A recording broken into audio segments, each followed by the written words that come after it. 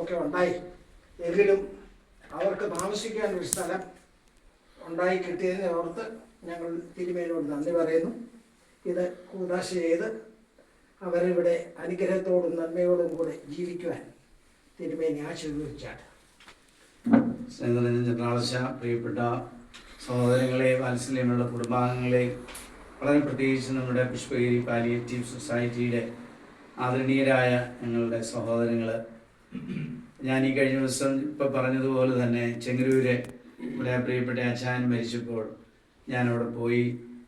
കാരണം കുടുംബപരമായ ഒരു ബന്ധം എന്നതിനേക്കാൾ ഉപരിയായിട്ട് സഭയ്ക്ക് വലിയ നേതൃത്വം നൽകിയിട്ടുള്ള, പൊതുസമൂഹത്തിന് വലിയ നേതൃത്വം നൽകിയിട്ടുള്ള ഒരു കുടുംബമായിരുന്നു.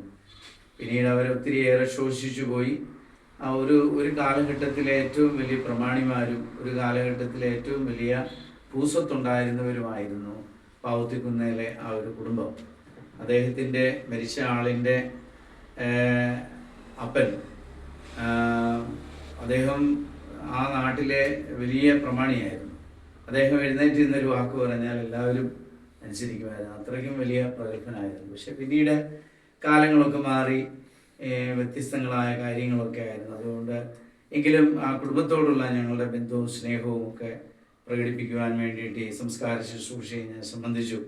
അവിടെ ഞാൻ പ്രത്യേകമായിട്ട് പറഞ്ഞു, ഇന്ന് ഇങ്ങനെ നമ്മുടെ കൂട്ടത്തിലുള്ള ഒരു പ്രിയപ്പെട്ട മകളെ, രോഗിയായിരിക്കുന്ന ഒരമ്മ, അപ്പം അതുകൊണ്ട് ഒരു ഭവനം ആ കുടുംബത്തിന് നൽകുന്നു. അതിൻ്റെ ഏറ്റവും വലിയ ഉത്തരവാദിത്വം ഏറ്റെടുത്തത് പുഷ്പഗിരി പാലിയേറ്റീവ് സൊസൈറ്റിയാണ് എന്നുള്ളത്. ഞാനിവിടെ അല്പം സ്ഥലം തന്നു എന്നുള്ളത് ഒഴിച്ച് കാര്യമായ ഒന്നും എനിക്ക് ഇവിടെ കോൺട്രിബ്യൂട്ട് ചെയ്യാൻ സാധിച്ചിട്ടില്ല. സാറിപ്പോൾ എന്നെ ഇറങ്ങി വന്നപ്പോൾ എന്നോട് പറഞ്ഞു, സാറേ ഞങ്ങൾക്ക് ഒരുപാട് സാമ്പത്തികമായ ചിലവുകൾ വന്ന ഒരു ഭവനമാണ് ഇതെന്ന്. തീർച്ചയായിട്ടും ഒരു ദിവസം കൊണ്ട് നമ്മുടെ ഈ പദ്ധതികളൊന്നും തീരുന്നില്ലല്ലോ. നമുക്ക് തീർച്ചയായിട്ടും പരസ്പരം സഹായിച്ചും സഹകരിച്ചും നമുക്ക് മുന്നോട്ട് പോകാം.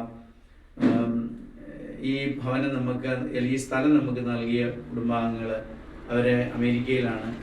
അവർ നമ്മുടെ ഇടവാംഗങ്ങളായിരുന്നു. പക്ഷേ ഇപ്പോൾ നമ്മുടെ ഇടവാംഗങ്ങളല്ല. അദ്ദേഹത്തിൻ്റെ പിതാവും മാതാവും അവരുടെ കുടുംബവും ഒക്കെ വളരെ നമ്മളോട് സഹകരിച്ച് ജീവിച്ചവരാണ്. അവരന്നേരം നമുക്ക് നൽകിയ ഈ സ്ഥലത്ത് ഇപ്പോൾ 19ാമത്തെ വീടാണ് നമ്മൾ വെച്ചിരിക്കുന്നത്. ഒരു വീടേ ഉള്ളൂ ഇനിയും നമുക്ക് താമസിക്കേണ്ടതായിട്ടുള്ളത്. അത് തിരുമൂലയിലുള്ള ഒരു രോഗിയായ ഒരു കുഞ്ഞുള്ള ഒരു ഭവനമാണ്. ആ കുഞ്ഞ് തിരുമൂല വിലാസത്തിൽ പഠിക്കുന്നതുകൊണ്ട് മെയ് മാസം മുതൽ അവരും ഇവിടെ താമസമാകും. അപ്പോൾ അതുകൊണ്ട് എല്ലാം പൂർണ്ണമായിരിക്കുന്ന ഒരു പശ്ചാത്തലത്തിലാണ്. ഇതിൻ്റെ പണിയിൽ ഞങ്ങൾ ഏർപ്പെടുമ്പോൾ നമുക്ക് ഒത്തിരിയേറെ പ്രതിസന്ധികൾ ഉണ്ടായിട്ടുണ്ട്. പക്ഷേ എങ്കിലും ദൈവം എല്ലാം അത്ഭുതകരമായിട്ട് നടത്തുന്നു എന്നുള്ളതാണ്. ഇത്രയും പേർക്ക് താമസിക്കാനായിട്ട് ഒരു അടച്ചുറപ്പുള്ള ഒരു വീട് ഉണ്ടാവുക എന്നുള്ളത് നിസ്സാരമായ കാര്യമല്ലല്ലോ. എങ്കിലും അതിലെല്ലാം ദൈവത്തിൻ്റെ പദ്ധതിയും പരിപാലനയും നമ്മൾ കാണുന്നു. നിങ്ങൾ പരസ്പരം സ്നേഹിച്ചും സഹായിച്ചും സഹകരിച്ചും ഒക്കെ മുന്നോട്ട് പോകുവാൻ ഞാൻ നിങ്ങളോട് എല്ലാവരോടും അഭ്യർത്ഥിക്കുകയാണ്. അപ്പോൾ ഞാനതുകൊണ്ട് ഇതിനിട്ടിരിക്കുന്ന പേര് കോളനി എന്നല്ല. ഇത് അങ്ങനെ ഒരു ചിന്തയിലേക്ക് മനുഷ്യർ വളരെ പെട്ടെന്ന് തന്നെ താന്നു പോവുകയാണ്. ഞാനിവിടെ അതിനിട്ടിരിക്കുന്ന പേര് എൻക്ലേവ് എന്നാണ്. അതായത് അതിരൂപതയുടെ നവതി എൻക്ലേവ് എന്നാണ്. അപ്പോൾ അത് പക്ഷേ നമ്മുടെ മനുഷ്യരിവിടെ താമസിക്കുന്നവർ അത് അതേപോലെ കാത്തു സൂക്ഷിച്ചില്ലെങ്കിൽ വളരെ പെട്ടെന്ന് അത് കോളനിയാകും.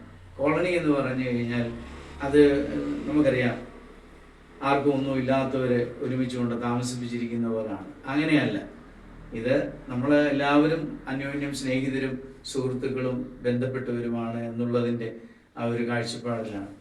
ഒത്തിരിയേറെ കാര്യങ്ങൾ ഞാൻ ഇവരുമായിട്ട്, ഇവിടെ താമസിക്കുന്നവരുമായിട്ടൊക്കെ സംസാരിക്കുകയും ഇടപെടുകയും ഒക്കെ ചെയ്തിട്ടുണ്ട്. അല്പസ്വല്പ ദുഃഖങ്ങളൊക്കെ എനിക്ക് ഈ ഒരു കാര്യത്തിലുണ്ട് എന്നും കൂടി ഞാൻ പറയട്ടെ. അത് മറ്റൊന്നുമല്ല, വീടില്ലാത്ത ഒരാൾ പുതുതായിട്ടൊരു വീട് വെച്ച് ഇവിടേക്ക് വരുമ്പോഴത്തേക്ക് നേരത്തെ കിട്ടിയവർക്കുള്ള ആ ഒരു എന്താണ്, അവരെ അതിനെ സന്തോഷത്തോടു കൂടി സ്വീകരിച്ച് ഒരാളും കൂടെ വരുന്നുണ്ടല്ലോ എന്നുള്ളതിന് പകരം മറ്റൊരു തരത്തിൽ മനോഭാവങ്ങൾ പ്രകടിപ്പിക്കുന്നത് സങ്കടമാണ്. എങ്കിലും നമുക്കറിയാം, മനുഷ്യർ വളരെ വ്യത്യസ്തരാണ്. ദൈവം അവരെയൊക്കെ മാനസാന്തരപ്പെടുത്തട്ടെ എന്ന് പ്രാർത്ഥിക്കുന്നു. ഈ ഒരു അവസരത്തിൽ ഞങ്ങളുടെ ഈ പ്രിയപ്പെട്ട കുടുംബത്തിന് ഇങ്ങനെ ഒരു കാര്യം ചെയ്യുന്നതിന് വളരെയേറെ പണച്ചെലവ് ഉണ്ടായിട്ടുണ്ട്.